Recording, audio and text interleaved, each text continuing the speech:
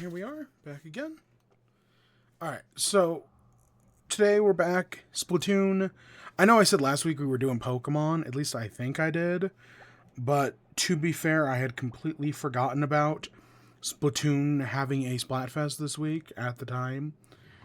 You know, I really only remembered because of my Nintendo calendar telling me that, hey, guess what? It's Splatoon Splatfest time. Honk, honk, honk, honk. I did actually get a notification, though, from the Nintendo Today app telling me that, hey, guess what? Splatfest today. So that was interesting. Not that it's a bad thing. I actually think that's a good thing. You know, if Nintendo's gonna have this Nintendo Today app, and the fact that it can show me events in-game is, I actually think, a really good idea. I don't know. I just opened it up to kind of see what it's saying. Let's see. Koopa Troopa. Straps attached for the Switch 2. Underground World Collection for Donkey Kong. Sega Genesis games update. They don't really add Sega Genesis games that often, do they? Streets of Rage. Or is that just a random notification? An Animal Crossing thing, a Xenoblade thing, a Zelda thing, and a Mario thing. Okay, whatever. Yeah, let's use the bow. I've been playing a lot with the bow off stream, so yeah, fuck it, you know. Let's try the bow on stream. Might as well. So today, we got a bunch of Switch 2 updates. That's kind of our main topic of the show, is Switch 2 updates. Because, spoiler alert, we have a bunch of those. Like, oh boy, do we have a bunch of Switch 2 updates. Most of them are not great, right? Last week it was the Switch 2 Direct. This week it's Switch 2 controversies. Because, you know, Nintendo has been transparent about some things. And last week we talked about how they needed to put out more statements. They've started doing that. So we'll talk about that. I have some newsy bits. Most of them, 2 of them are also Nintendo Switch related, but I didn't want to throw them in the main showcase, right, in the update stuff, because they're kind of different. One of them deals with a third party, and one of them is a leak thing, so I guess that's not Switch 2. And then, we got a few other things in there, mostly Xbox related. And finally, we got a WIBE. Oh, shit. We got 3 food things. Okay. We got Game Changer, which had its Season 7 premiere. And oh boy, do I want to talk about that. Oh, shit. I just forget about that. Oh boy, do I want to talk about the Game Changer. Shit. Do I want to talk about the Game Changer Season 7 premiere? Like, oh my gosh, that sure was an episode. If you do not have Dropout, go get a Dropout subscription right now. The Game Changer, just watch all of Game Changer, but the Season 7 premiere, one of the best pieces of television I have seen ever. And it's not even television, but I think, like, yeah, no, this, like, I know Game Changer / Dropouts, they're going for Emmys. This 100% deserves an Emmy. Holy shit. Just make sure you watch Sam Says 3 first, because there's a lot of callbacks. And, of course, Daredevil. You gotta talk about Daredevil. And then maybe we'll wrap it up with some Splatoon, but we'll see.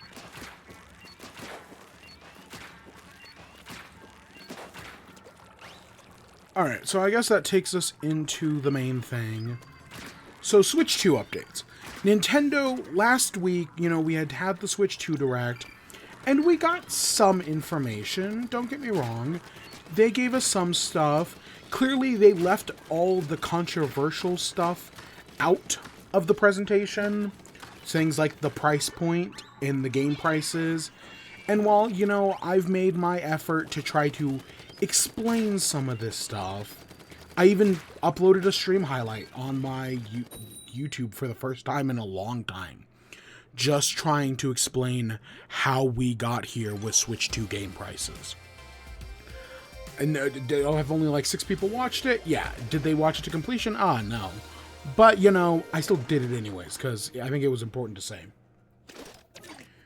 So since then, you know, Nintendo's held multiple events. They've held an event in Paris, an event in London, an event in Los Angeles.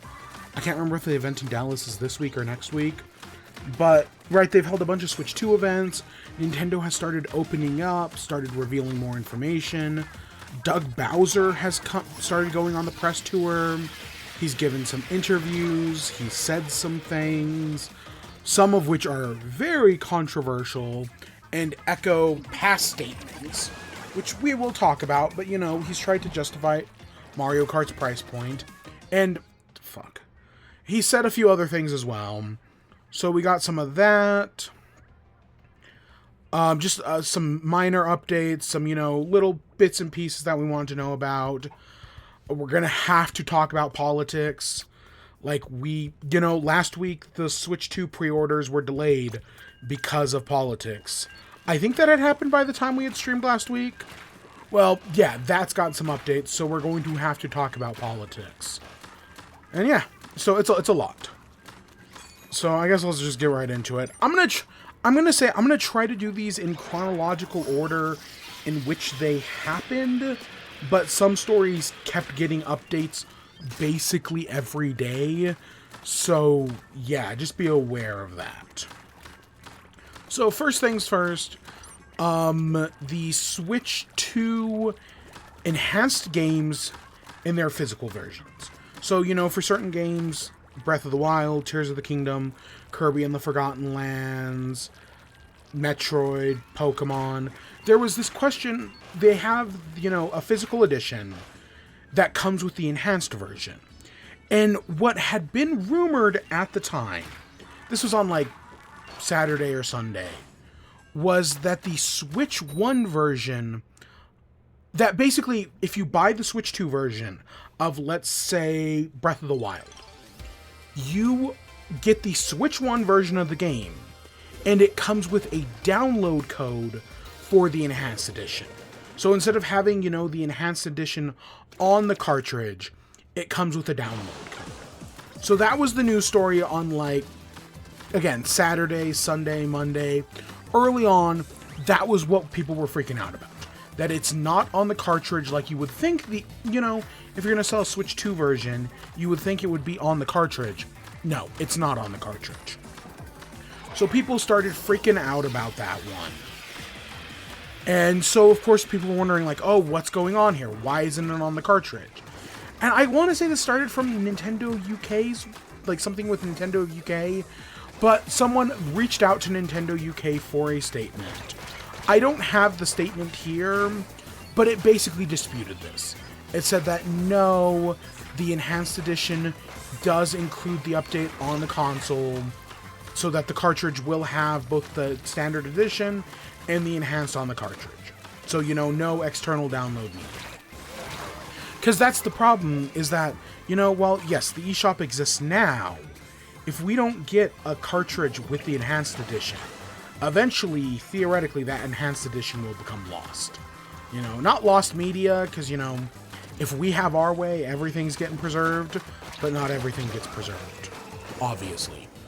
So, Nintendo UK disputed it, and then a few days later, a Nintendo spokesperson came out, and they confirmed that, yes, the physical Switch 2 editions of games that have the original game on the cartridge and will have the upgrade pack on the same game card. There are no download codes, no download requires, and these are exclusively for the Switch 2 versions of games. Of course, if you already own the Switch 1 version, you will have to download the upgrade pack. But for people who don't own that, this is a perfectly viable option.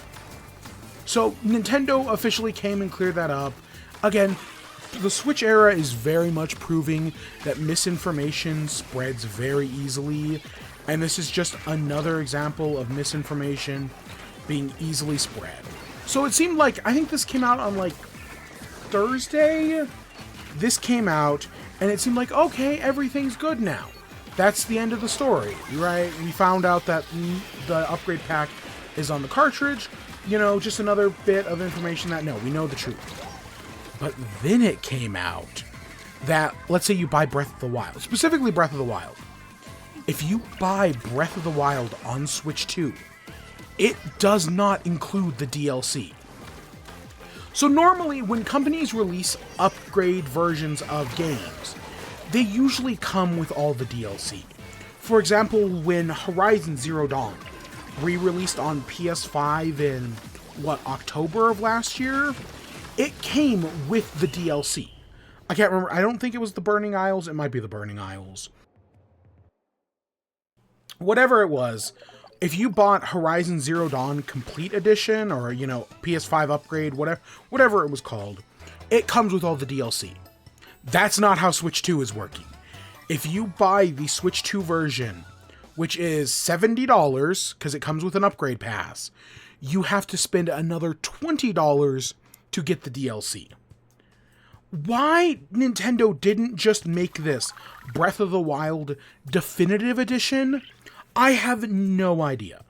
That is the most obvious solution to this problem, is just have Breath of the Wild be the definitive edition of the game. Comes with all the DLC, comes with all the upgrades, comes with the upgrade pack. People would have loved that. But no, that's not what they did. Instead, you have to buy the DLC separately. So in theory, you'd buy a $70 game now, and you'd have to pay $20 for a DLC. And you know they're going to keep doing that. When Splatoon 3 here eventually gets its upgraded edition, you're going to still have to spend the $20-$30 to buy the side order DLC. So, what Nintendo, you know, people are pissed at this again, and, like, I kind of get it. They should have just made this as a definitive edition. It's a, what, 8-year-old game at this point? There is nothing from stopping them from making this a definitive edition, other than the greed of Nintendo. But you know what the solution to this problem is? And this is super simple, and Nintendo's kind of done it before. Put the Breath of the Wild DLC on Nintendo Switch Online. Because currently, if you have Nintendo Switch Online, you can get the Splatoon 2 DLC, the Animal Crossing DLC, and the Mario Kart DLC, all included with Nintendo Switch Online. Now, this was a feature they started offering after the Breath of the Wild DLC came out, so maybe just go back in and retroactively do that. Because if you have the Nintendo Switch Online expansion pass, you get the upgrade for free. You do not have to pay money for the Breath of the Wild Tears of the Kingdom upgrades. You know, those $10 upgrades? You don't have to pay money for that. So if Nintendo had just come in and said that, hey, we're now including the Breath of the Wild DLC in the Switch Online expansion pass, I feel like that would solve this issue. Like, of course, some people would still complain, and I get those complaints. But if they're in Nintendo Switch Online, like, I and many others already pay for Nintendo Switch Online. A bunch of people are going to be paying for Nintendo Switch Online to get GameCube games. Having Breath of the Wild upgrade and the DLC in one thing, that's pretty good to me. I don't know. I think that's the solution. Will Nintendo do that? Probably not, because they know people will spend the $70. But at the same time, they knew people would spend $30 for Mario Kart and still did it anyways. I'm just saying, Nintendo, here's the easy solution to your problem. Are they going to do it? Probably not, but it'd be nice. It'd be nice if they did. But Nintendo doesn't want to give anything away for free. Speaking of which,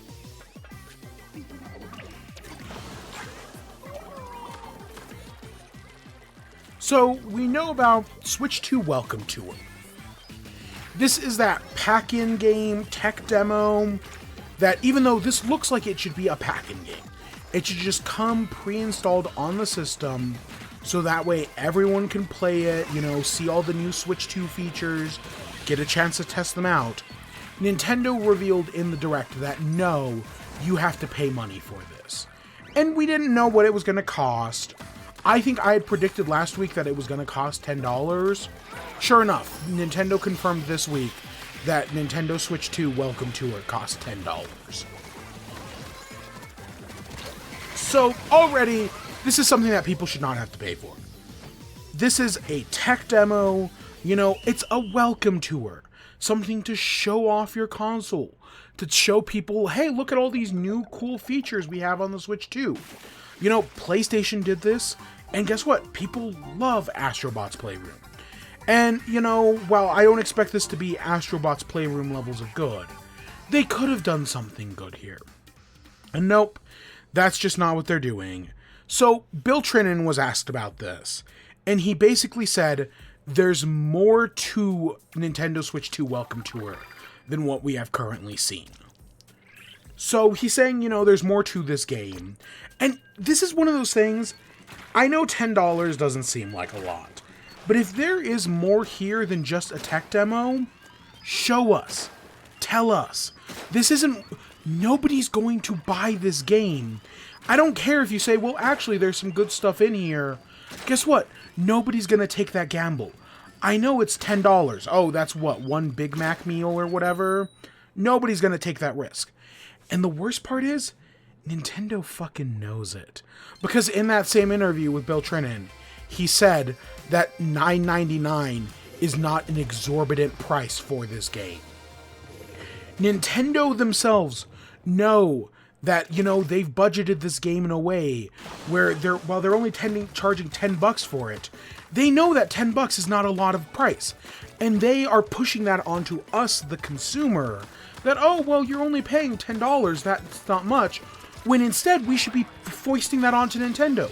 If you think $10 isn't that much, then just don't fucking charge $10. Give it, if you don't think, oh, well, it's just $10, that's not much. Yeah, I agree. Guess what? You shouldn't charge us that $10. Just give it to us, the consumer. You can 100% afford not to get $10 extra. I think it was Gary Whitta who said something along the lines of, I can do more with $10 than Nintendo could. Right? I need those $10 more than Nintendo ever will. Of course, in that same sentence, he said that he's still going to buy it. And I kind of get it. Honestly, I'm not going to say I'm in the same boat, but if, you know, reviews come out and people are like, you know what, this actually is like a little neat thing, I could, because it is $10, but still fuck Nintendo. I totally get it. Fuck Nintendo, but I get it. Because they know people are going to pay. I don't have it written down here, but someone at PlayStation came out and said, looking at the Switch 2, that Nintendo can charge whatever they want for games, because they know people are going to play it. That the Nintendo tax, effectively, is just a thing that he knows people are going to pay, because it's Nintendo. And guess what? I completely agree. He's totally right.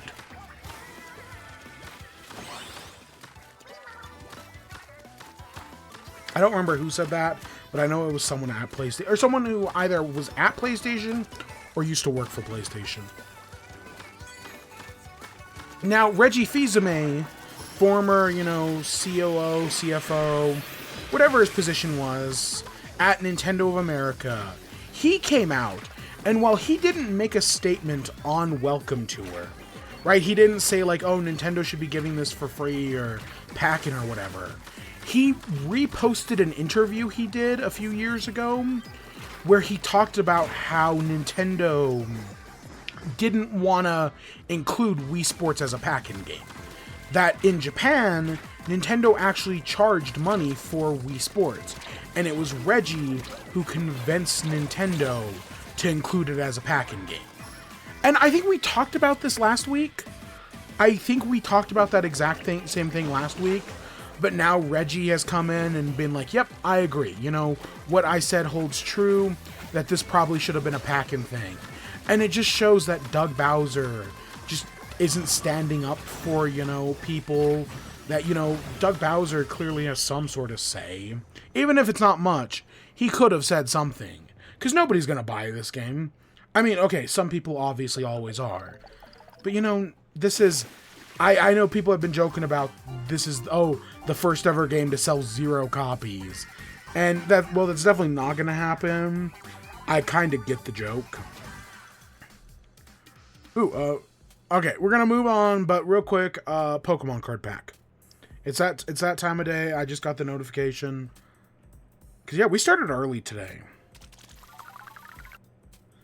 Alright, I'm opening up Shining Revelry. I've gotten a bunch of... Like, last week, the only shiny I had was Wuglet. I've gotten 2 shiny Charizards, a shiny Beedrill. I'm doing a lot better for myself this week. This pack had nothing. It had a Reveroom. It has Weedle, Kadabra, Machoke, and Hitmonlee. That was a nothing pack. I'm almost at 2,000 cards. I'm 10 cards away from 2,000. Because, again, I refuse to spend money on this game, and I've never used a single hourglass. Alright, let's get back to it. Next up for Switch 2, we got some information about Donkey Kong Bananza, specifically on the Korean website. So, spoilers, I guess, because I would definitely count this as a spoiler. So, if you've seen all the promotional art for Donkey Kong Bananza, it's Donkey Kong, and he's got, like, this little purple rock creature following him around.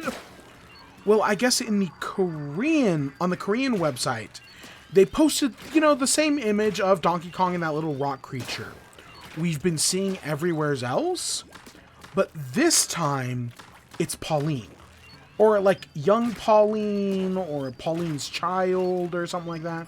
Here's the thing, timeline-wise, we know Cranky Kong is in this game, and Cranky Kong is the original Donkey Kong, so maybe there's time travel shit going on here. Maybe this is, you know, again, Pauline's kid. I think anything is possible, but it was a very interesting leaked image. I'm not going to show it, because, yeah, but I think that's very interesting. This is definitely something Nintendo did not want getting out, and I kind of wonder how it happened. Kind of like the Yoshi's Woolly World thing in the... was that in the American Direct? Where they there was new key art. In the other directs, like in Japan and Europe, it's Yoshi's Crafted World. But in America, it was Yoshi's Woolly World. And it was brand new key art. So we're potentially getting Yoshi's Woolly World as well. So that's, you know, kind of a big deal. But yeah, I just think it's interesting, you know, potentially there's going to be connections to Mario here. I saw someone suggest that maybe the final boss should be Mario, you know, go back to old school Donkey Kong, or I guess Donkey Kong 2 where the final boss is Mario. I think that would be very interesting. And I actually don't hate the idea of this new Donkey Kong being, because, okay, for people who know Donkey Kong lore, the Donkey Kong we follow in the modern games, you know, the Donkey Kong Country Donkey Kong, is the grandson of the original Donkey Kong from the arcade games. And the original Donkey Kong from the arcade games is Cranky Kong. However, the Donkey Kong Jr. from the arcade games, we have no idea what happened to him. So if this Donkey Kong Bananza was like, oh, this isn't actually Donkey Kong, you know, from the country games. This is instead Donkey Kong Jr., who's all grown up and, you know, got a job working in the mines because the children yearn for the mines. I think that would, you know, that would be a neat connection that they could do, but I don't think that's what they're doing. So yeah, just some more information all around. Very interesting. Okay, the next story we got is Switch 2 game sizes. So normally this would be a nothing burger of a story. You know, Donkey Kong Bananza, that's going to be 10 gigabytes. GameCube games on Nintendo Switch 2, that's going to be 3.5 gigabytes. Mario Party Jamboree plus, you know, TV is going to be 7.7 gigabytes, which is 2 gigabytes more, 2.4? Because, okay, so Mario Party Jamboree plus TV is 7.7 on Switch 2, whereas the original game was 5.3. Kirby and the Forgotten Lands was originally 5.8 on the original Switch, and now on the Switch 2, it's 5.7. Even though they're adding a whole DLC to Kirby, somehow they've managed to make Kirby's file size smaller. Again, Nintendo just has some amazing compression software. So none of those numbers surprise me. None of those numbers at all. The number that does is Mario Kart World is 23.4 gigs. That's bigger than Breath of the Wild in Tears of the Kingdom, potentially combined. I want to say Breath of the... let me look it up. Breath of the Wild file size. I misspelled Breath of the Wild. Breath of the Wild was 14 gigs. And Tears of the Kingdom was 8. Okay, so it's not bigger than both of them combined. But Tears of the Kingdom, a massive game with multiple maps, was 18 gigs. Mario Kart World is 23.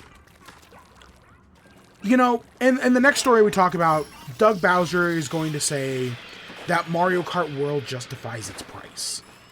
We know Nintendo is good at compression software. If Mario Kart World is 23 gigs, what else is in that game? If that one open world Mario Kart map is 23 gigs, I don't think it is. I think there's a completely real possibility that the map we've seen so far in Mario Kart World is just the first map. What is, let me look up Mario Kart 8 Deluxe file size. So the original Mario Kart 8 was 6.7 gigs. How much is it? It's with all the booster course packs, it gets closer to... Does it say?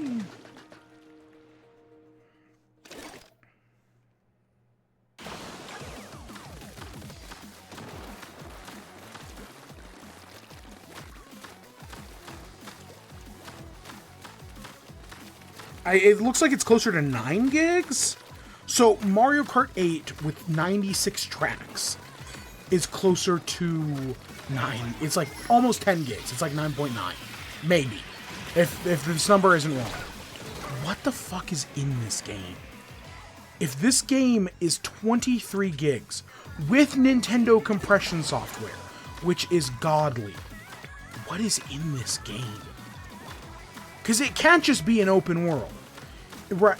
There's no way it's just an open world. I mean, we could even like a mission mode.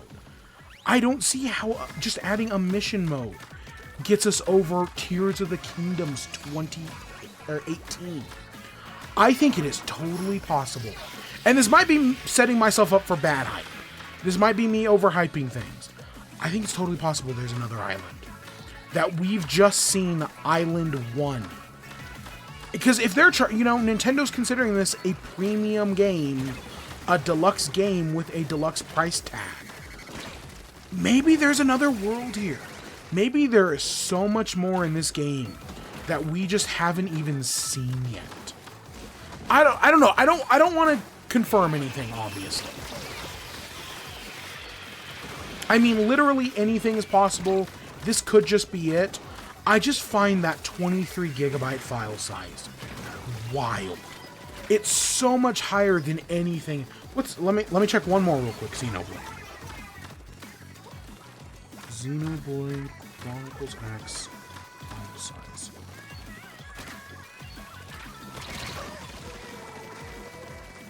Xenoblade Chronicles X Definitive Edition on Switch is 13.4 gigs. Originally on the Wii U, with the data packs, it was 23. That game is massive, and Nintendo managed to cut basically 10 gigs from the file size somehow on the Switch 2 version. What the fuck is in this game? Again, I don't want to overhype things, but I legitimately think anything is possible.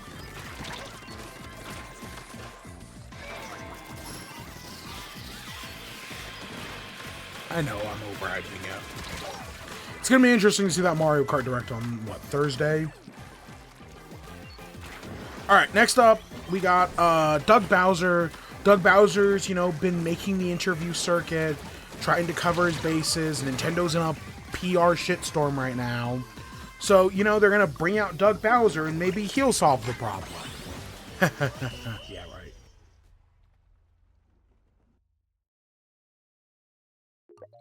You could totally argue that Doug Bowser's only made things worse. So Doug Bowser, the first thing he talks is Mario Kart World. And he says, like, you know, I know people are... For people who thought, like, Doug Bowser was going to come out and say, like, no, you guys are right. We're actually going to make the game 70. He was never going to do that. He's a mouthpiece for Nintendo. He's obviously going to say, yes, the game justifies its price.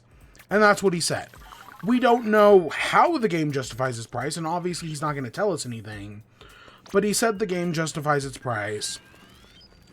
And then he continued on to say, what you see right there is variable pricing.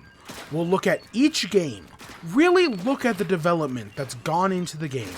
The breadth and depth of the gameplay, if you will. The durability over time, and the repeatability of gameplay experiences.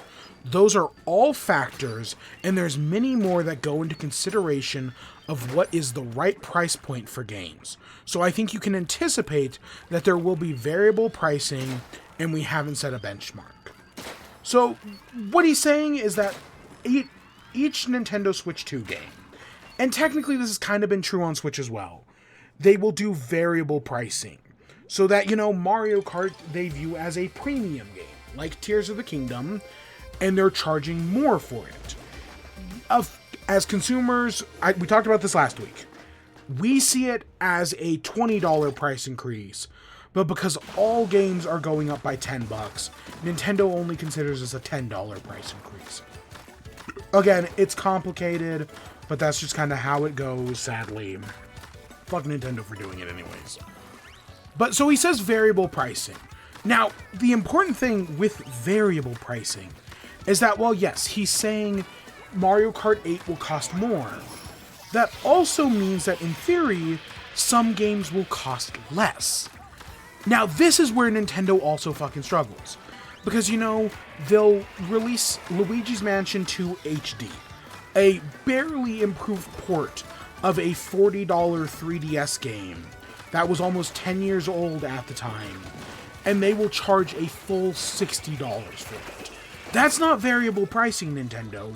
I know you charged that because you knew people would pay for it, but guess what? That game wasn't exactly that great. Of course, games with variable pricing that I can think of, most of the WarioWare games, Nintendo tends to charge like $50 for. I don't remember what they charged for Everybody 1-2 Switch, but there's another shitty game that Nintendo kind of farted out that, you know, nobody played or liked, but they still put it out for like, what, $20-$30? So in theory, variable pricing sounds like it could have the potential of charging less for games. That, you know, Nintendo will look at time and development put into games and charge less money for them. But we all know Nintendo. We know how Nintendo works. They're rarely going to do that. Everything's gonna cost $70. I've seen a lot of people say that $80 is the new minimum. I don't think one game does not mean that every game's going to be $80. Sure, if, you know, let's say they announce a new, let's say Kirby Air Ride is $80, then yes, I will start to agree with you there. I at least need 3 of them. If Kirby Air Ride and Age of Imprisonment both cost $80, then yes, 100%. But I expect both of those games to cost $70. Including anything else they do, obviously. It's just for these deluxe games, and the question is, what do they consider deluxe games? I mean, they say they take a lot of factors into account, but like, where do you draw the line? Is the next Smash Bros. Going to be considered a deluxe game? Because, you know, they already... Because if you buy Smash Bros., that's $60 plus, what, $40 for DLC? $60 for DLC? That's a $120 price point for a Smash Bros. Game. I already consider that a deluxe pricing. Is Mario Kart World going to have DLC? Is that going to, you know, we're paying $80 for the game, and then we're going to get $20 DLC, making it $100?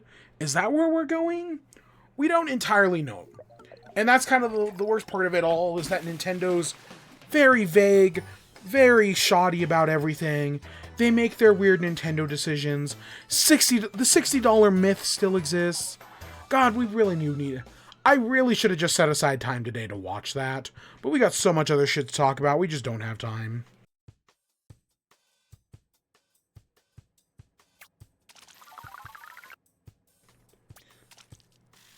And so the last thing that Doug Bowser said, I have it quoted here as just Nintendo, but I'm pretty sure this was Doug Bowser as well. He basically says that he understands that some consumers won't be able to afford the Switch 2, which is why they're going to continue making Switch 1s. Now, if that quote sounds at all familiar, way back in the day, I'm talking like, 2011, 2012, Xbox revealed the Xbox One. And when they did, they revealed that the console was going to be, it might have been 2013 even. Xbox revealed the Xbox One. And at the reveal, they said that the console was going to be always online. That the Xbox One would not work if you don't have an internet connection. And of course, they were also charging an extra $100 for it because it included a Kinect, and there was no version without a Kinect. Xbox at the launch of the Xbox One was kind of where Nintendo is right now with the Switch. Admittedly, I think they were in a much worse position because Nintendo's big problem here, it's a PR thing and it's a price thing. Xbox, if it was just a PR and a price thing, we'd be over that by now. But you could argue the effects of the Xbox One are still being felt, 12 years later? If it was just a PR and a price thing, we'd be in a different scenario here. But so when this happened, when, people were like, oh, well, why is the Xbox One always online? What if someone doesn't have an internet connection? Don Matrick, who I don't remember his position at Xbox, but he basically said, and I quote, "Fortunately, we have a product for people who aren't able to get some form of connectivity. It's called the Xbox 360. That's basically what they said, right? For people who can't afford a Switch 2, you can always go buy a Switch 1. I mean, the contexts are different, but the statement's basically the same. For people who don't want to buy the new thing, well, hey, we still sell the old thing. You can keep playing that. It rings of tone deafness. Is this as bad as people are is Doug Bowser's statement as bad as the Xbox statement? I don't think so. I wouldn't go that. I feel like the whole internet thing was kind of worse than, just the price point thing. But it's still pretty bad, and it still does ring of tone deafness. So, yeah, it's history repeating itself. Now, I've seen a lot of people say, even though this console has been revealed for, a week and a half at this point, we've had since the Direct, I've already seen people going on the record and being like, oh, the Switch 2 is the worst console launch of all time. Oh, I'm going to call it right now, the Switch 2 is going to sell less than the Wii U. Or, the Switch 2 is only going to sell 20 million units. Motherfucker, it's been a week. This shit's way too early to call. What are you, fucking a video game analyst? I thought we hated those. You sound just like the thing you swore to destroy. You entitled cunt. Like, listen, I don't want to glaze Nintendo here. I'm not going to act like everything's perfect. It's not.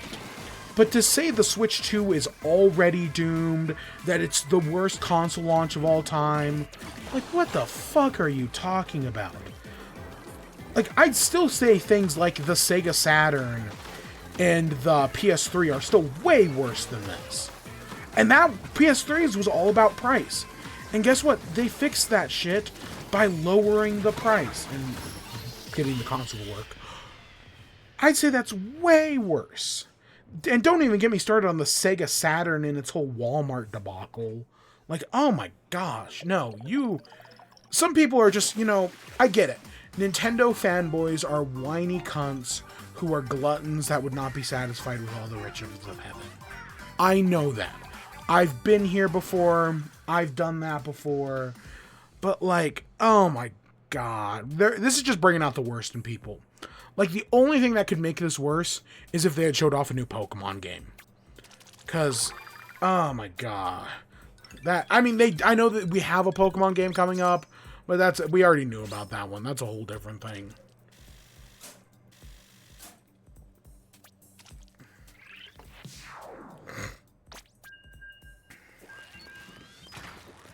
Alright, continuing on. So, for the Switch 2, there was a lot of hope that the Switch 2 joystick was going to have Hall Effect. What is Hall Effect? Magnets? Question mark? I'm not entirely sure what this is, but people want it, because Hall Effect sticks are less likely to drift.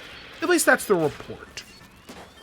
So the idea is that, the Switch 2 will have Hall Effect sticks, and it will, prevent Joy-Con drift.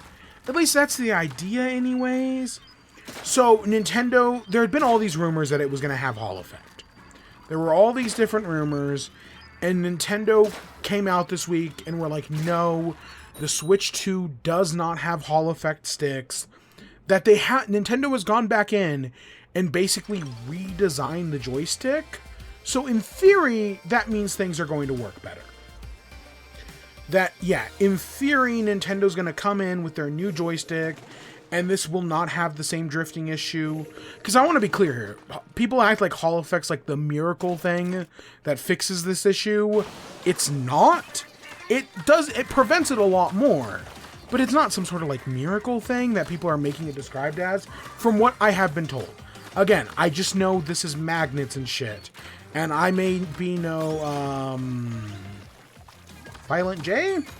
I may not be a juggalo, but that doesn't mean I entirely know how magnets work.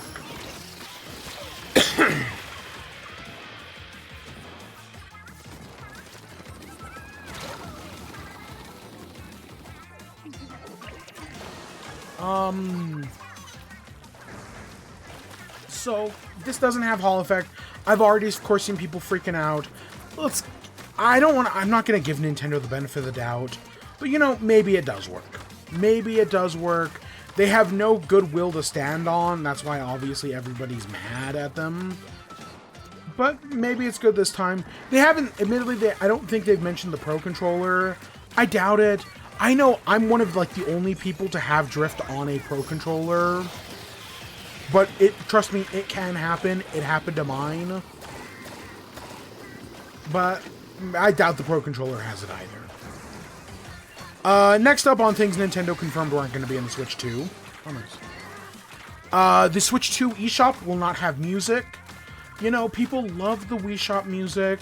The Wii U Shop isn't talked about nearly as much, but it had music as well. So with the Switch eShop, there's no music. It's just dead silent. The eShop doesn't work. It's, so fucking laggy. Nintendo has already come out and said that, hey, they've redesigned the eShop to, hopefully make it lag less. But they put out a statement this week that was like, it will not have music. Why will it not have music? Basically, they said that because the Switch 2 eShop has, videos and whatnot in it, they didn't want the music to be, distracting you while let's say you're, watching a video about the new Donkey Kong game. They didn't want the music to come on and, distract you from the Donkey Kong thing. Or they didn't want to, oh, well, hey, I click to the next game, it starts playing a video, and now the music turns off. Oh, I pause the video, the music turns back on. I unpause the video, it turns off. They didn't want the music or sound effects, going on and off constantly. They thought that was distracting. Do I think it's kind of dumb? Yes, but at least I kind of get it. I don't know, it just would have been nice. Another thing the Switch 2 won't have is achievements. People wanted achievements on Nintendo systems for as long as, Xbox or PlayStation have been doing them. Personally, it's one of those things where I can, take it or leave it. I don't actually really feel like I need achievements on Switch 2. But I know some people really like achievements, it's what helps them feel like they're getting the most out of their game. It's what, allows them, show off to friends what games they're playing. and what they're doing. I get that, and it's weird because as time goes on, Nintendo's putting more and more achievements into their games on the splash tags, right? My 3 little icons in the corner, those are basically Splatoon's equivalent of achievements. The new Nintendo Switch Welcome Tour game has medals in it that are basically just achievements. Yeah, I saw that in one of the demonstration videos. I bet Mario Kart, in it, whether it has a story mode or not, is going to have some sort of achievement. Again, I fully expect them to have like a splash tag thing. So Nintendo's putting achievements in their games. They're just not making them console side. They exclusively exist in the game for you to show off to other people while playing the game. Whereas, you know, sometimes you don't see them. Admittedly, if Splatoon achievements were shown to everybody, or like Animal Crossing's achievements, because Animal Crossing has them as well, I would kind of hate that, because some of the Splatoon achievements are fucking hard. So, same thing with some of the Animal Crossing achievements. You have to grind so much to get some of those later Animal Crossing achievements, you know, get the gold fishing badge, to beat Kohozuna 100 times. I'm sure, you know, they put limitations on like, oh, you only have to beat it once or whatever. Still sucks. But I get why people like achievements. I mean, I achievement hunt in Minecraft every few months. So I get it, but it's no sweat off my back, really. Next up, Switch 2 cartridges. So, if you have a Switch cartridge and you lick it, it has like this really bitter spray on it. The idea is, you know, if a kid or a pet accidentally tries to eat it, they'll taste the bitter spray and they'll like spit it out. Actually a really good idea. Like genuinely, I think that's great. Really thinking ahead of the time.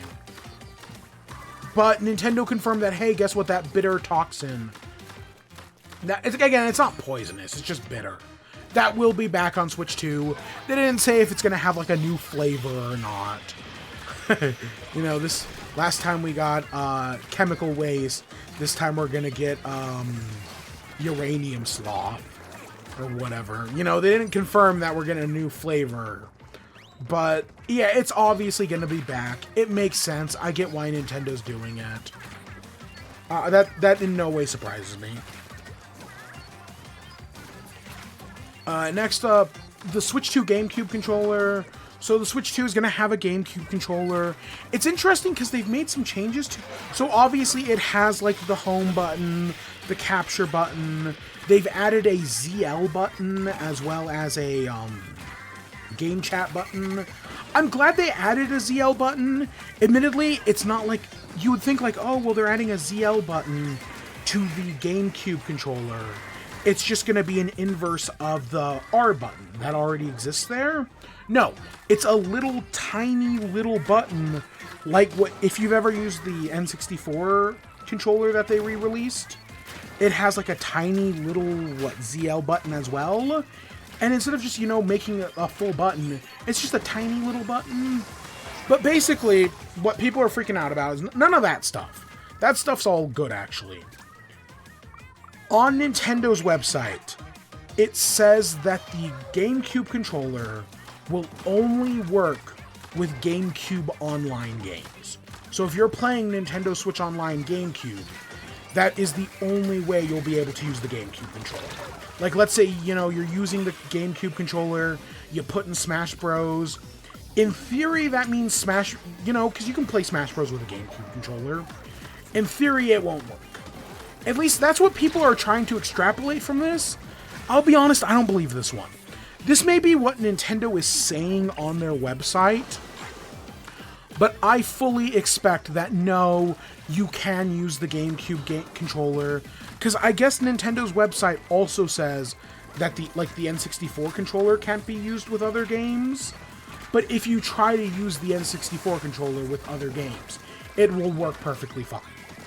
It's just, you know, it'll have issues, because obviously the N64 controller wasn't designed to be used on, like, Splatoon, obviously, because it doesn't have, like, a gyroscope or anything. So I'm assuming that's it. Like, they probably haven't added a gyroscope, so it won't be usable in Splatoon 3, or, you know, at least without other issues. So maybe this is just kind of Nintendo giving, like, a blanket statement that, like, hey, you probably shouldn't use the GameCube controller on, you know, non-GameCube games. But I'm sure that if you boot up Smash Bros. And use your GameCube controller, it'll work with zero issues. I can almost guarantee it. Especially because Smash Bros. Has that functionality built in. I think this is just bad wording on Nintendo's part. I don't think they've put out any clarifications, because obviously they won't. They might have even doubled down on it, but I don't think this is much of an issue as people are thinking about it. And I'm sure people can always, you know, mod it and get it working. So I'm not as worried about this one as other people are. Especially because, again, I think someone looked into it and found out that the N64 controller says the same thing. And that one doesn't have any of those issues. So I'm not really worried about this one. Another quick one. Game chat. So I had asked the question last week, how many people can use game chat at the same time? My prediction last week was that 8 people we're going to be able to use it at once. Because I feel like at 8 people, that's kind of like okay, we can still have like a civilized conversation with 8 people around a table. You know, any more than that, and you kind of start to lose the threads. And that was my prediction. And actually, it's better than that. Nintendo confirmed that you can do up to 12 people on a single game chat. So you can have 12 people playing together. That sounds very chaotic, but you know, I've seen Among Us games run with stuff like that. I really hope that Mario Kart has proximity chat. I know it's not going to, but like imagine you and 12 friends get into a lobby and then you have proximity chat as you're driving around the world. Or, you know, you drive past a friend, say something funny to him, you know, call him a bitch, and then just boost on past them with a bullet. That sounds very fun. But you know, anything's possible. Nintendo could totally add proximity chat if they wanted. You know, they've got to be filling those 23 gigabytes with something. The one thing they did say, though, is, you know, there's a lot of people who are like, oh, you know, Mario Kart lobbies are just going to become the next, you know, Call of Duty lobbies. Oh, Splatoon 4 with voice chat? Oh, Call of Duty Black Ops, here we come again. Nintendo did confirm that in order to, you know, protect players, on top of, you know, all the Nintendo parental advisory stuff, they are making it so that Nintendo game chats, Nintendo game chats can only be used with people on your friends list. So you won't just be able to, you know, sync up with anyone at random. You can only do it with your friends. And I get why they're doing it.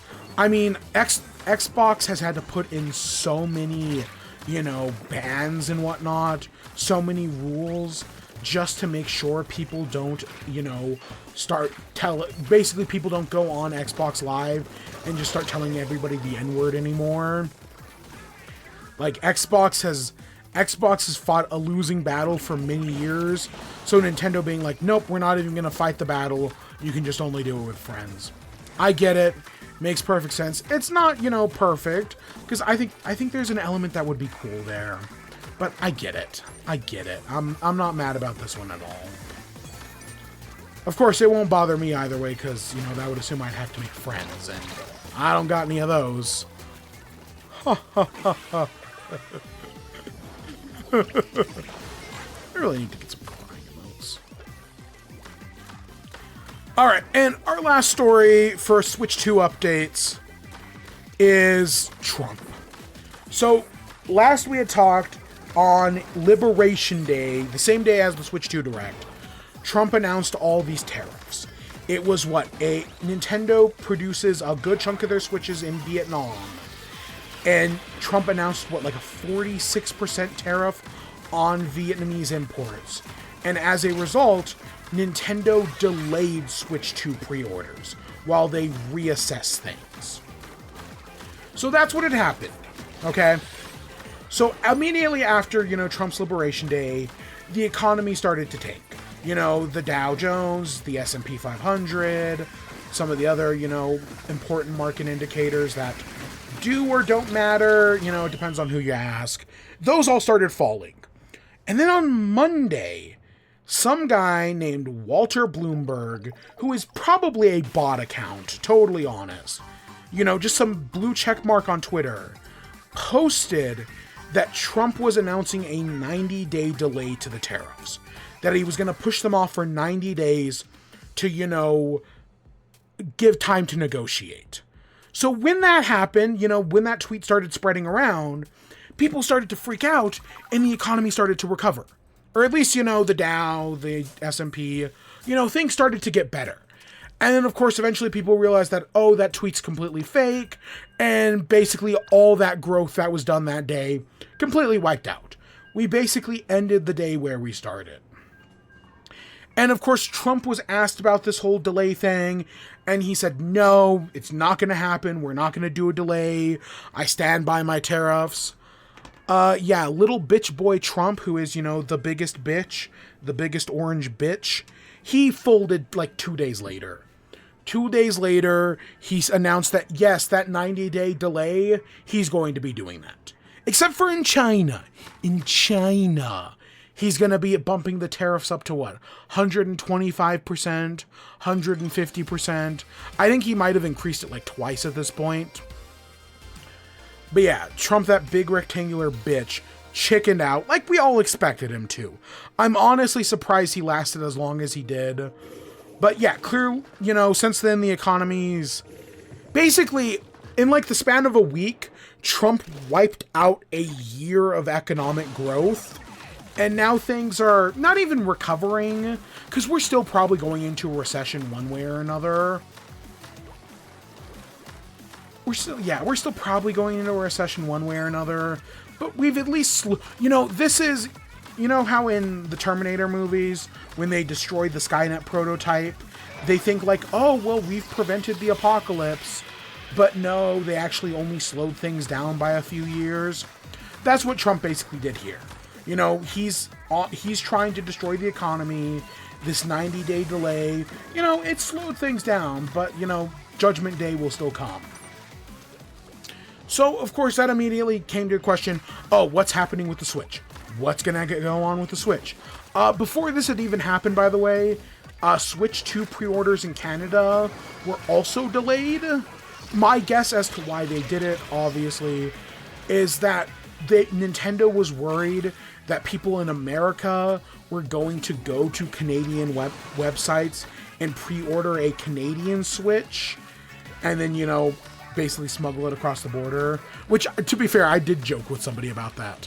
I joked with somebody last week that, you know, if these tariffs get that bad and Nintendo starts charging $700, maybe I'll just, you know, take my passport, fly up to Vancouver for a day, you know, go buy some alcohol, go buy a Switch 2, and then just cross the border again. Like, it's not that hard. You know, buy some good Canadian liquor. Because, man, fuck American liquors. Canadian liquor's where it's at right now. Because fuck America. Have you seen any of that? I guess America has one of its big exports is liquor. And I guess Canadians have stopped buying American liquor for obvious reasons. And it's just real fascinating, you know. You know, Trump has really united the world against us. Which is I think we've talked about this. If Trump had just done nothing, people did not like Justin Trudeau. He was tanking in the polls. If he had just waited a few months, he could have had a conservative Canadian government who probably would have gone along with some of his bullshit. But because he went so hard so fast, he shifted the entire country of Canada to the left, fixed Justin Trudeau's popularity, even though he's not in office anymore. But yeah, no, Trump is so bad that he's basically shifting large parts of the world to the left. Just because people hate his Nazi ass so much. Sucks here in the States, but, you know, everywhere else, I guess that's a good thing. I guess if I have to find an upside, there's an upside.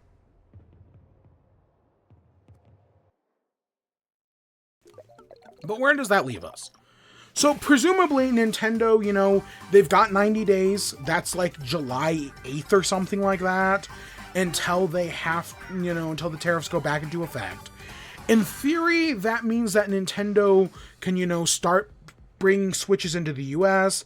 I saw one story that was like Nintendo's going to try to get as many Switches into the US as possible before the tariffs start up again. You know, just fill warehouses with them. And that makes sense. I get that. And you know, potentially this will be at least not an issue right now. The one thing that is still affected by the tariffs, though, is I guess like a lot of these Switch 2 accessories, you know, the Joy-Con grips, the charging cases, stuff like that, that's all still produced in China. And now China has a 120% tariff. So that stuff may be going up. I really do not know if the Pro Controller falls into that. But I know, like, carrying cases, Joy-Con grips. I think maybe, like, an extra dock or a charging cable might. So that might go up in price. Now, there is another thing where I guess Trump put out, like, a list of, like, tariff exemptions. I do not know if this is the same thing as the Vietnam list, or, you know, if this is, like, the same thing as relating to the 90-day pause that includes Vietnam, or if this is, like, a Chinese exception for those 120% tariffs. But basically, there's a list of exemptions from the tariffs, and video games are not under that exemption. So I don't know if Nintendo's still in a precarious position, or, you know, if any day now they're going to announce, hey, guess what? Pre-orders go up on this date. I know right now they're definitely going to be up by May 8th. We do not know what the pre-order date's going to be. It's definitely going to be May 8th, at the latest. Because that's when Nintendo themselves are doing pre-orders on their website, ? I don't think they're going to wait that long, though. Again, their original plan was March 9th. I could see them trying to do it right after the Mario Kart Direct. If you told me that, hey, the same day as the Mario Kart Direct, later that day, Switch 2 pre-orders would go up, that would in no way surprise me. The Mario Kart Direct is I think it's the 17th. I think it's a Thursday. Yeah, it's a Thursday at 7 a.m. So I could totally see it being later that day. Switch 2 pre-orders go up. You know, you have a big event that everybody's watching, and hey, you can get a Switch 2 starting later today. You'll be able to pre-order it. That's going to be my guess at a new date. I don't think they're going to wait until May. I just don't think they're going to wait until May 8th. They could, but I don't think they're going to. And again, that's also assuming, you know, the Trump thing works like how I think it does, and that, you know, Trump isn't going to do anything else stupid. I mean, he's already doing enough stupid shit. Oh my god. We're just focusing on the tariffs today. We're not even going to talk about him and immigration and the whole fucking thing going on with the Supreme Court. Right? Like, Trump has so many shitty things going on at all times that, like, we don't have time to cover any of it. I don't know how people do it. I don't know how people do it, man.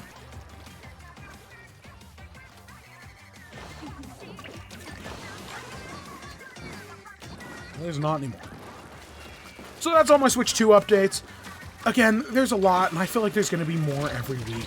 Because this is what everybody wants to talk about right now. Obviously, it makes sense. Nintendo's in a bit of a PR crisis. But, you know, as long as they keep telling us about Switch stuff, I'll report on at least some of it. So we do have other news stories. 2 of them are Nintendo, like I mentioned. 1 of them is Switch 2. And then we got 2 Xbox stories. So I guess let's just jump right into it. So first things first, Nintendo had some game leaks. Some Nintendo games leaked online. How did this happen?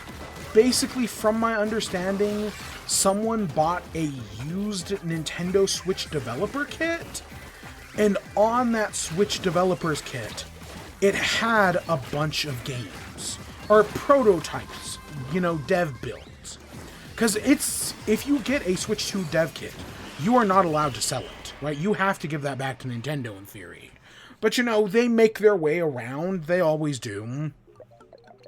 So what was on this dev kit? There were some builds of some already existing games. I know ARMS was one of them. I know Rhyme was one of them. Splatoon might have been one of them. I know ARMS and Rhyme for sure. So there were those two builds of games that released. And again, I think there was a third one. There was a Switch version of Ridge Racer.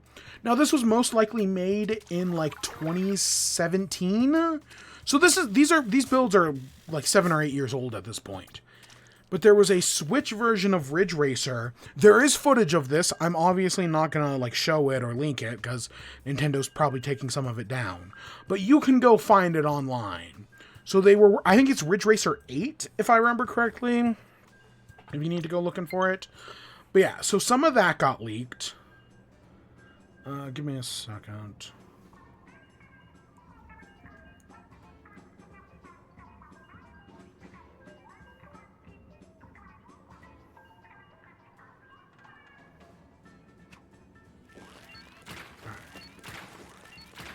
Alright, I just switched out controllers. So, we got that, so that leaked. The next thing we got is Lego Civilization. I guess at some point, somebody was working on a Lego Civilization game. And if I'm going to be honest, I think that sounds like a fantastic idea. I think if someone told, because you know, Civilization can be very complicated. It can be very difficult. So if someone told me, hey, they're making baby's first civilization and it's Lego themed, oh my god, that sounds amazing. It's kind of like when on the Lego Ideas website, someone pitched Lego Catan. And I was like, oh my god, that sounds amazing. I really hope that happens. And I still do hope that happens. But I think the idea of a Lego Civilization game that, you know, potentially was in development before, you know, Civilization 6 came to Switch. And that this project has definitely been canceled at this point.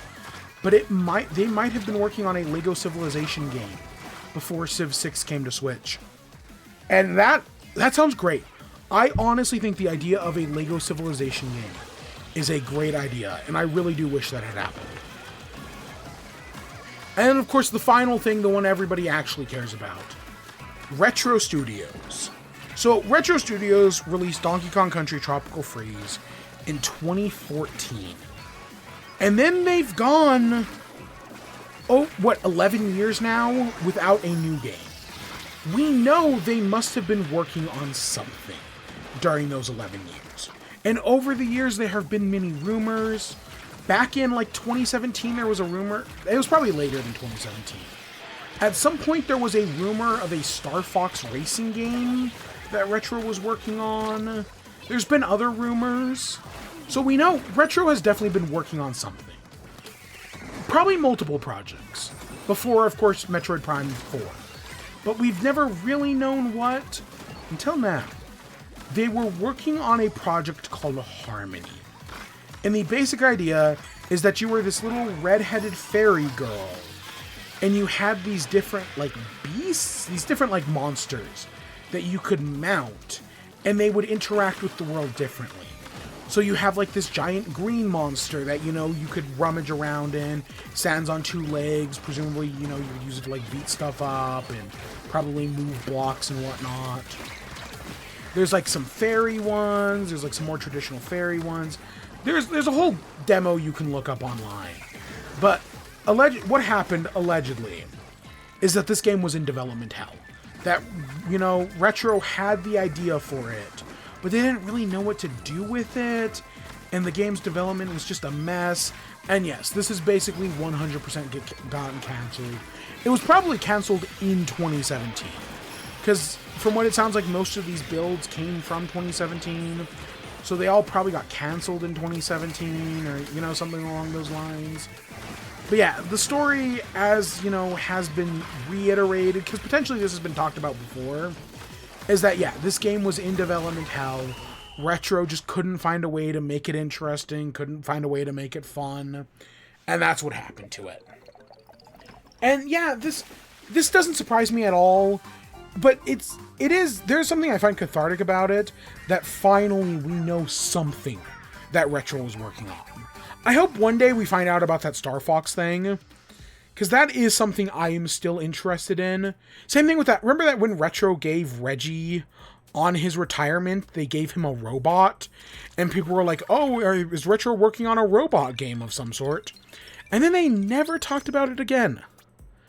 I really do wonder how many things Retro has done behind the scenes that we will just that we don't know anything about, that we will never know anything about. So yeah, I just thought that was an interesting story. Next up, the one more Switch 2 story. Hades 2. Hades 2 presumably is exiting early access this year. Very excited for it. We saw it at the Switch 2 Direct. It still looks good. I'm still very excited. But the developer, Supergiant, right? They confirmed that Switch 2, or that Hades 2, will be a console exclusive for Switch 2 at launch. Which correct me if I'm wrong, but I want to say the original Hades was console exclusive on the original Switch. That sounds right in my dome piece. I know it was Epic Game Store exclusive for a while, and that pissed people off. Oh shit, a 10x battle. I want to say Hades, the original Hades, was console exclusive to the Switch, at least for a little bit. So this does not at all surprise me. Again, back before the Switch 2 Direct happened, I was predicting that we were going to get some sort of Switch 2 exclusive game. Admittedly, my prediction had been Shovel of Hope DX, which we heard nothing about. But no, I also did predict Deltarune in Silksong, and both those things are still possible. I don't think Silksong has been confirmed or denied to be console exclusive to Switch 2 yet. I don't think that has happened. I don't know. I could be wrong about that one, admittedly. But no, I would in no way be surprised if, Silksong is console exclusive to Switch. I know that would piss some people off, a lot of people, but it'll still be on PC. And obviously, Hades 2 is already on PC. If you want, you can go play the early access right now. I know I've said in the past that I'm personally waiting for the full release, and I still stand by that. I'm just waiting for the full release. But yeah, I will definitely pick this up on Switch 2. But no, this reveal does not at all surprise me, and I fully expect more like it in the future, other than a From Software game, which I still think is also crazy that we're getting. Next up, Xbox Game Showcase. So, Summer Games Fest is like right around the corner. I want to say the Switch 2 comes out June 5th. Summer Games Fest is June 6th. It's something crazy like that. They're right next to each other. And Xbox came out this week and said that their game showcase is going to be June 8th. So just like 2 days later, it will be at 10 a.m. Pacific time. And it'll be, I don't know if they gave how long it'll be, 45 minutes to an hour. However long it is. And then the show will be followed up by an Outer Worlds 2 Direct. So the quote is, "It all begins with our annual Xbox showcase, bringing you a look at upcoming titles from across our first-party studios, in addition to incredible new titles from our third-party partners across the globe.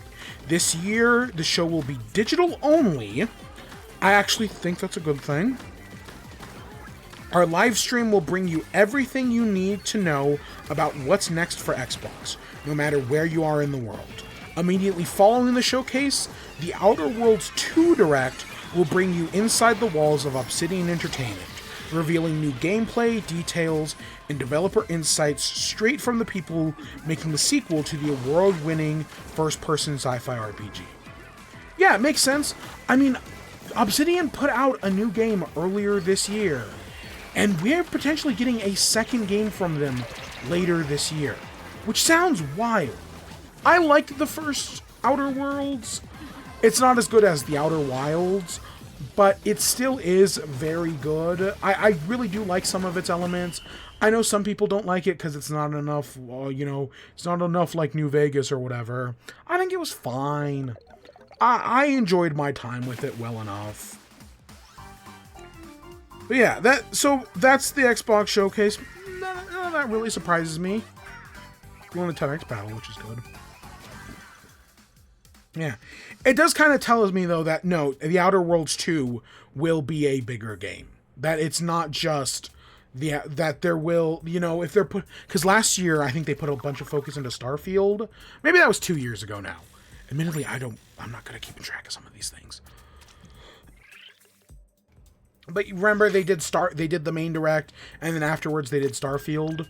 Presumably, we're getting something similar here. So yeah, I think that all makes sense. Yeah, we'll give predictions to that closer to the showcase. I don't know what day, or whatever day that is, the 8th. The week before, we'll give predictions for that showcase. The 8th is a Sunday. Ooh, and probably on the 6th, we'll be doing Summer Games Fest. We'll probably be streaming that. So I bet on the 6th, we'll stream Summer Games Fest, and then we'll go immediately into this show, and we'll give our predictions. Or maybe I'll do the opposite. Maybe I'll do predictions the week before. I don't know. We'll see. The last thing, which is Xbox adjacent, Toys for Bob, who, you know, they developed on Skylanders. They did the Crash Bandicoot trilogy. They might have worked on the Spyro trilogy. Admittedly, I don't really remember. And I want to say they did Crash Bandicoot 4. Well, of course, they're now owned by Xbox. And they talked about how, hey, they'd like to make a Banjo-Kazooie game. And I'll be honest, I would like to see... I have said for years now, I would like to see not a new Banjo-Kazooie, but a Banjo-Kazooie remake in the style of the Spyro trilogy or the Crash trilogy. And I think Toys for Bob, they know what they're doing, even though, you know, part of their staff did get laid off, and God, let's not even talk about that. Because, you know, everybody's getting laid off. But I would like, you know, I think that'd be cool. It's one of those things that I really hope Xbox is, you know, I would have hoped that Xbox would have seen the Crash Bandicoot Insane trilogy, saw how everybody liked that, how much everybody was talking about that, and immediately been like, oh, well, let's just do Banjo. Even if it's not Rare that's doing it, just find some third-party studio to do a Banjo-Kazooie remake, and Banjo-Tooie, you know, just do both. But no, it's been years and nothing. But hey, I would love that. I want a remake just because I want to see them do it right first, and then they can do a new one. Kind of like Crash. They did it right first, and then they did a new one. Which I know the new one had issues, but I thought people liked it for the most part.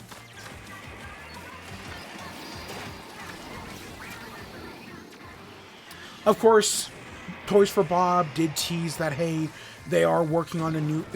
Obviously, this isn't like an announcement, but they teased they are working on a new game, that, hey, it's going to be big and ambitious.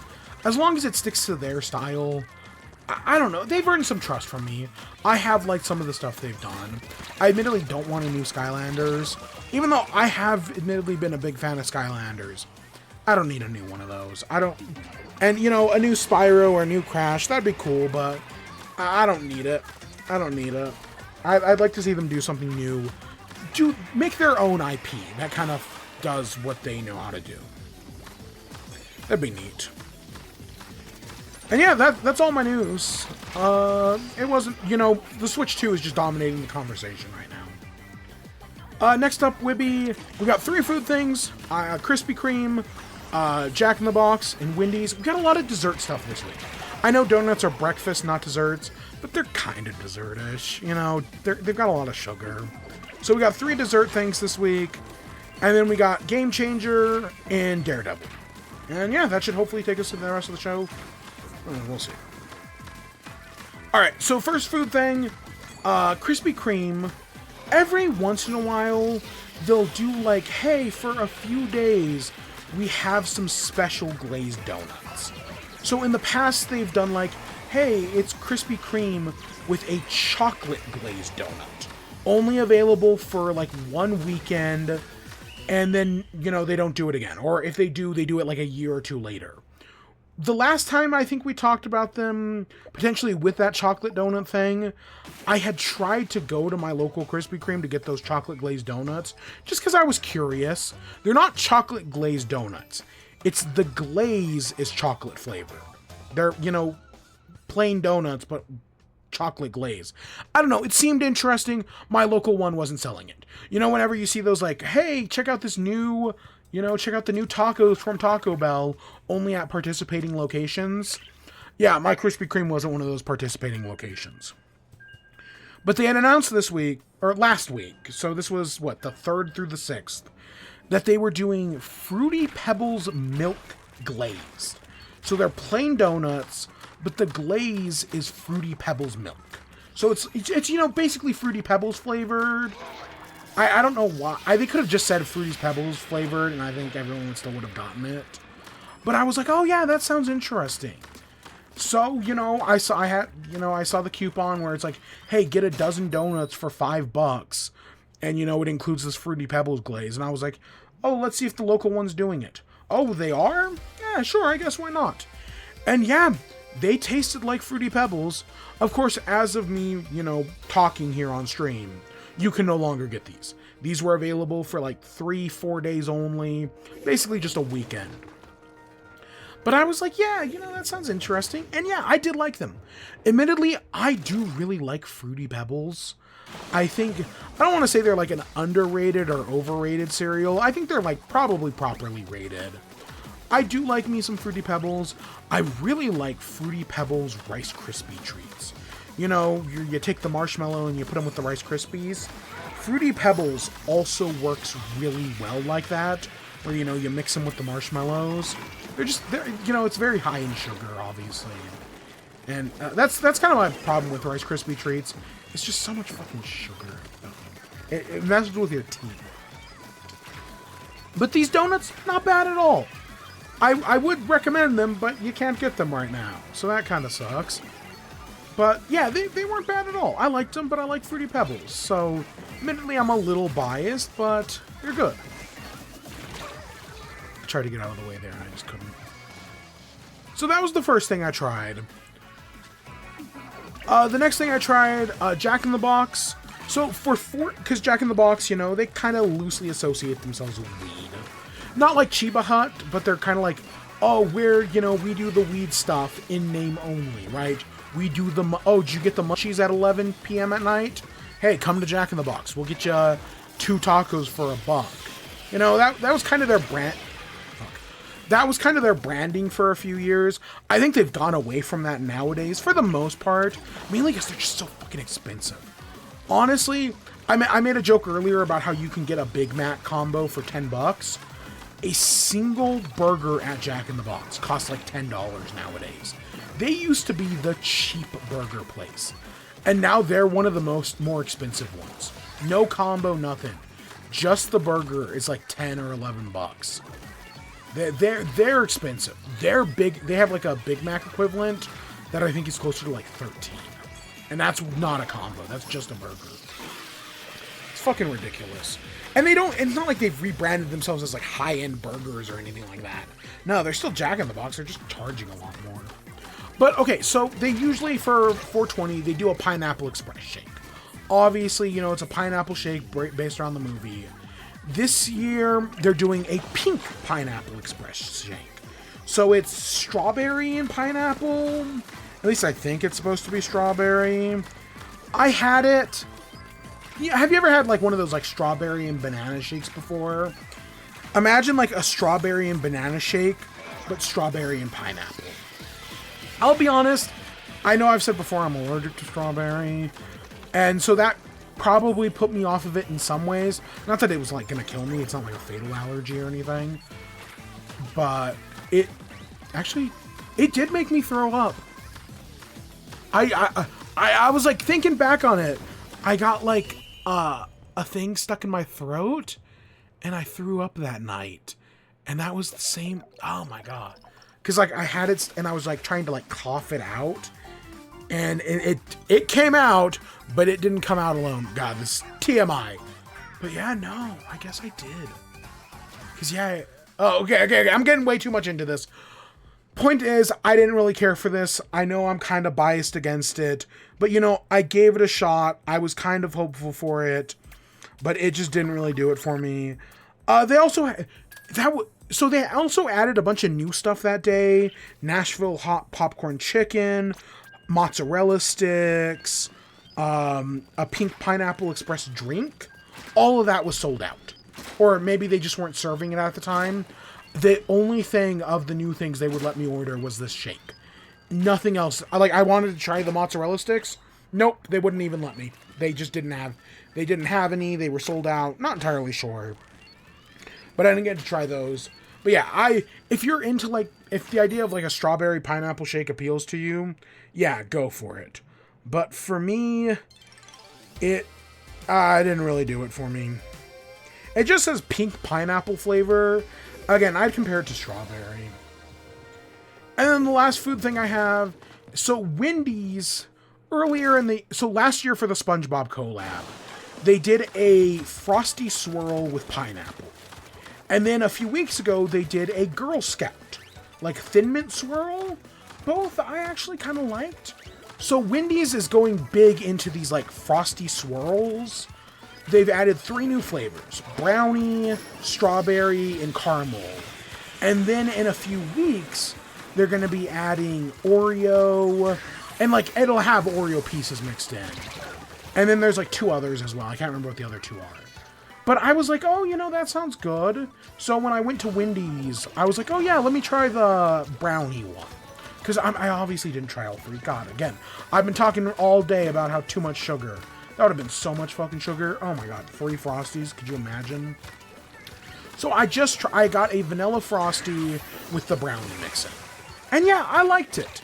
Admittedly, I don't think the brownie mix-in was as strong as the Thin Mint. The Thin Mint flavor is a very strong flavor. This is a little weaker than that, but I liked it. I'm curious to try the other ones, and I'm definitely curious when they do the mix-ins. I think that's next month. I think that's in May. Might be in June, but I think it's in May. I'm definitely curious to try those.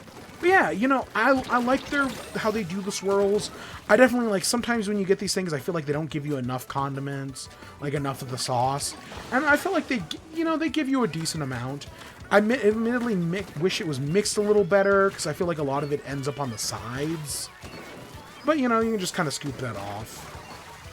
So yeah, I think it's fine. I'm curious to try the other 2 flavors, but, we still got weeks to do that, because Wendy's is leaning big into this. This isn't going away anytime soon. At least not for the next few months. So yeah. So those were the 3 food things, all dessert things. Still didn't get around to Popeyes, but... who's got the time? Alright, let's talk Game Changer. So, full spoilers for Season 7 here.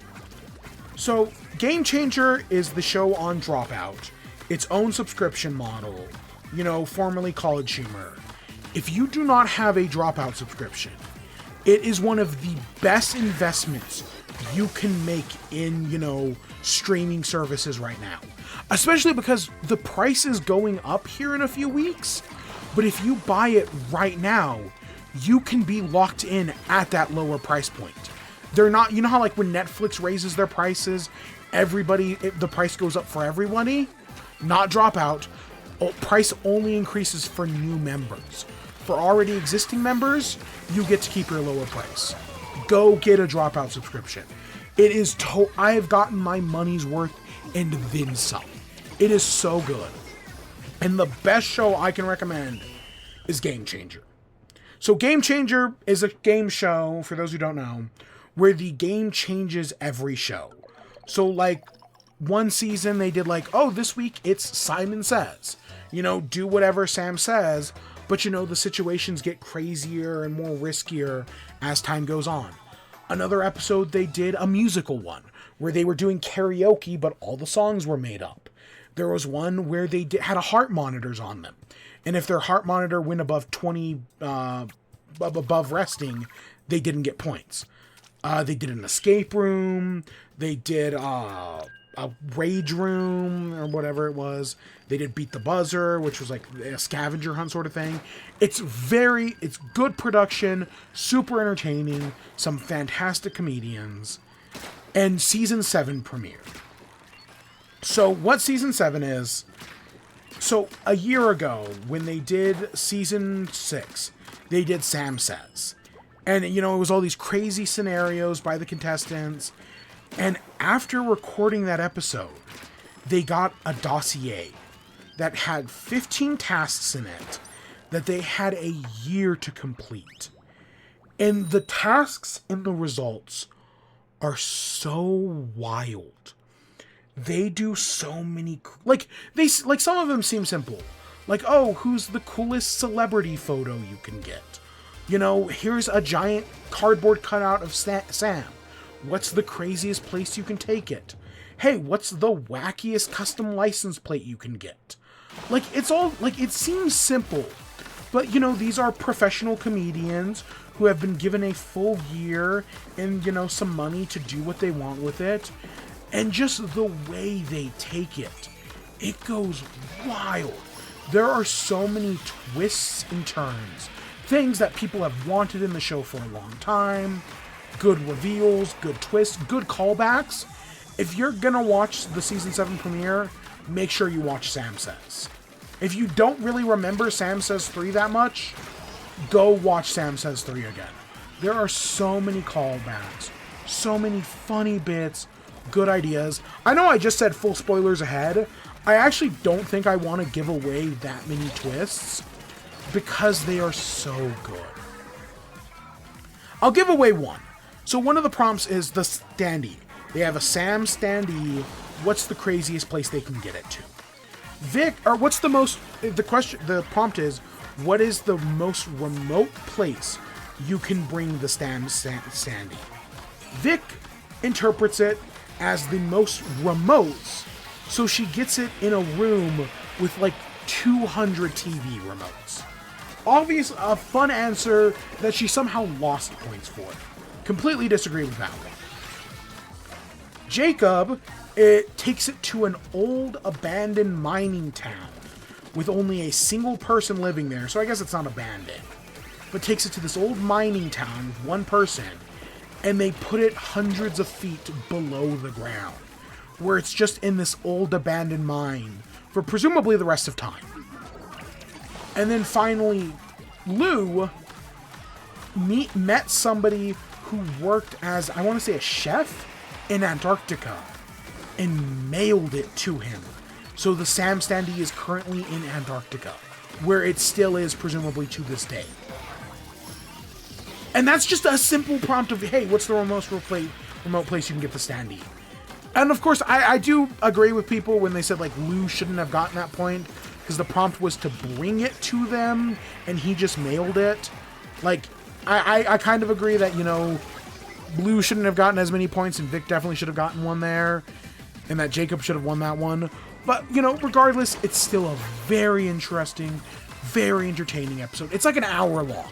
It's an hour-long season premiere, and it's one of the best pieces of television I've seen all year. It is so good. It is so funny.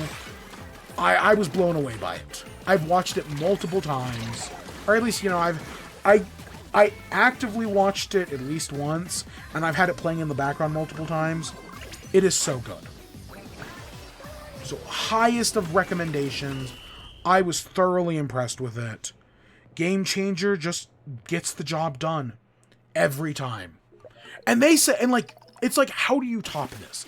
It's an amazing episode, and supposedly there are episodes later this season that are even better than it, which is crazy, because there is so much wild shit in this. I didn't even mention the jet skis. So yeah, go watch Game Changer. Oh my gosh, go watch Game Changer. I guess real quick, let's talk about Daredevil.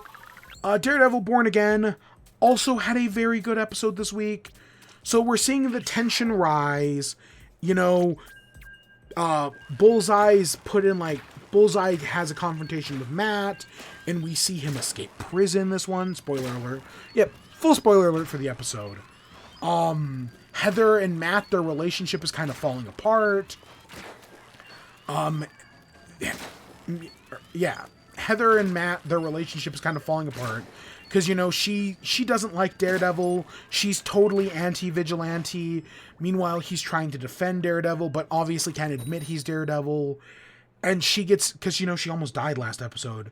She gets invited to Kingpin's Black and White Gala. And Matt's like, no, you shouldn't go. You shouldn't do this. And so they get in a fight over that. at the law firm. He's also kind of pulling away. You know, he's, after everything's gone so wrong for him over the past few episodes, he's kind of like starting to break down. And yeah, it's all, the tension is really good. There are some really good back and forths. The guy Vanessa cheated on Wilson with, Adam, who, you know, has been locked away in this dungeon the entire season, Wilson shows him to Vanessa, and then Vanessa kills him. And they kind of like, in the previous episode with the whole, this might have been 2 episodes ago. 2 episodes ago, where you saw Wilson beating up, I think his name is Adam. Meanwhile, Matt was fighting Muse, you know, as Daredevil. Kind of like how that seemed paralleled. They parallel Matt talking to Heather and them having their argument with Kingpin and Vanessa, you know, killing Adam. And that's some really good parallels. It's all done really well. So it takes us to the end of the episode. Wilson's, you know, still working on his doc project. He's blackmailing people, including the swordsman, you know, the Kate Bishop's stepdad from Hawkeye, who, you know, is another one of those characters that in no way needed to be in this show, but I like the continuity that, yes, he's still here, because he is still a New York socialite. So I like that continuity. But Matt, you know, after, you know, talking to Bullseye, he's clearly spiraling. Bullseye escapes from prison. They go to the Black and White Gala. Matt shows up a little late as their relationship's falling apart. He goes to confront Kingpin. But, you know, they end up getting... basically, when he goes to confront Kingpin, that's when he realizes that, no, because he thinks Kingpin hired Bullseye to kill Foggy. No, it was Vanessa who hired Bullseye to kill Foggy. So right as he goes to confront her about that, he gets, he goes to confront her, they're like dancing, they're talking about it. He then hears Bullseye, you know, cock the gun, and he takes a bullet for Kingpin. I was fully expecting Vanessa to die. Like, the episode was very clearly setting up that Bullseye escaped from jail to, you know, kill Vanessa, because, you know, especially after the reveal that Vanessa was the one who killed Foggy, you know, deal gone wrong. I totally thought that's where that was going. But no, he's trying to kill Kingpin, which, I mean, I guess it still makes sense in a way. Like, I'm not complaining about it. But Matt takes the bullet. And the whole, people are freaking out, everybody's scattering. Matt's dying on the ground. Heather's right there next to him. And then the spotlight goes red, and you just hear his heartbeat as it slowly fades out. In a mirror to the beginning of episode 1, where Foggy's heartbeat was slowly fading away. I think that's great. I think the ending to this episode was fantastic. Oh my gosh, that was so great. The tension is there. Shit. We were so close to winning that 100x. Oh, God. Great episode. I'm so excited. We got 1 episode left. I'm really excited to see what's going on in this final episode. You better believe I am here for whatever the finale holds. This show, is it as good as Game Changer? I don't know. It's apples and oranges. They're 2 completely different things. But man, am I enjoying it. God, this show is so good. And yeah, I guess that takes us, you know, to the end. I did have Splatoon 3 on here. So, you know, normally after 2 years, Splatoon stops doing Splatfests and whatnot. And we're done. We're gonna, you know, clean up, look at some Miiverse posts and whatnot. So, normally, right, Splatoon stops doing their Splatfests. But because they've continued doing it, and because my mother is currently playing Splatoon 3... this will be her first Splatfest. So, she's told me she's already played a little bit. But yeah, you know, hopefully I'm going to go over, do some tri-battles with her or something. Probably tomorrow. I don't know. I've been very busy. The reason this stream was on Saturday and not Friday is because of, I had to work today. Normally, I have Saturday off. Normally, in my schedule, I have Saturday off. But I didn't today. And I was so tired because I worked a full shift yesterday. And so I was just like, God, I was so out of it. I couldn't stream yesterday. I mean, I probably could have, but I was out. I was so out. But yeah, so she's playing it. She's beaten Shiver. So I think last time we talked about she was struggling with Fry, the eels. She could do the first 2 phases, but the 3rd phase was tripping her up. Eventually, she went in and she went out. She left the boss fight, got some upgrades, went back in, and she beat Fry on like her 3rd try. After really struggling with the boss, yeah, all she needed was some upgrades. She got to Shiver, and she beat Shiver in like 4 lives. So she died 3 times, had to restart the fight, and then on that 4th life she beat it. At least, I think she did. It might have taken her 1 more. But she's beaten Shiver, she's done with the 4th world, she's making good progress, all things considered. I mean, she still got, the final 2 worlds. I know she started to go, I told her, like, hey, you should probably, you need some of the silver anchovies. What are they called? Silver, not. The little salmonids that you get to get the upgrades. Not the ranking stuff, but the other thing. She needs more of those. I'm thinking they're like anchovies or something. She needs more of those. So she's now going back to the previous worlds. Like I told her that's what she should work on next. I also need to get her in Salmon Run. She did not play any Salmon Run in Splatoon 2. She has not played any in Splatoon 3. Because she knows what it is. Because she saw me play it once. I kind of showed it off to her. When the big run was happening or something. But I need to... Because she knows about Mr. Grizz. But she has no idea who that is. Because she mentioned... Right after beating Shiver, you get the cutscene. And she was like, oh, they were talking about this guy named Mr. Grizz. When I was talking to her earlier. But yeah, no, she's making good progress. So I'm sure she'll have beaten the main story mode in like maybe 2 weeks at most. And then after that, the final boss is going to take her a while. That's why I say 2 weeks. And after that, it's just side order. No, she's really enjoying it. She's enjoying Splatoon 3 a lot more than 2. Whether that's becomes the game's easier or not, I'm not entirely sure. She's got, like, is that mochi in her hair? Oh, it's neat. She's been enjoying Splatoon 3 a lot more. She's been struggling a lot more with the online battles. Like, she's not winning as many. But she seems to be, enjoying Splatoon 3 a lot more than 2. The story mode seems to be easier. It'll be curious to see what happens when she gets to side order. Because that is kind of... Because Splatoon 3, story mode-wise, kind of seems to be more, like, puzzle-based. Like, there's not as many enemies to fight on a given level. And I think that's why she's not struggling as much. So it'll be curious to see her go into side order. And how much she potentially struggles with, having to kill the Jellicents. But, we'll get to that. Yeah, no, she seems to be enjoying it. She picked Team Morning. So, right, I'm on Team Night. She was given the choice. She picked Team Morning. That admittedly means we probably won't be able to play together.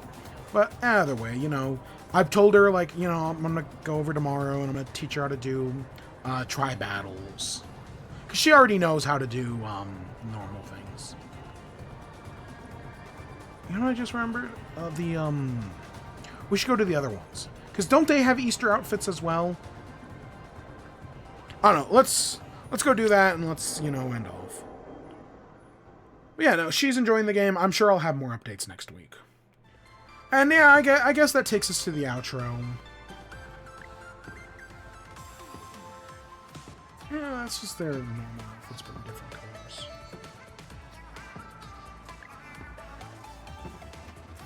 I haven't been over to this area in a while. Do they have eggshells in their hair? Yeah, sure enough. Yeah. Okay, I guess it is Easter themed. So, what's coming up in the future? Mario Kart on Thursday. Thursday morning, we will be here. I will be here to do Mario Kart 100%. And then other than that, I don't really have any plans. You know, just continuing on with this show. Switch 2 when that happens. Who knows when that's gonna happen. I'm just waiting. You know, pre-orders, man. We need pre-orders because, God, I hope I can get one. I really like these outfits for Pearl and Marina. I do. Oh, God, I know people are, you know, Pearl and Marina are overhyped, and I get it. They're the popular ones. But man, do I really like them. Yeah, anything else? Nothing else I can really think of. So, yeah. What, anything else?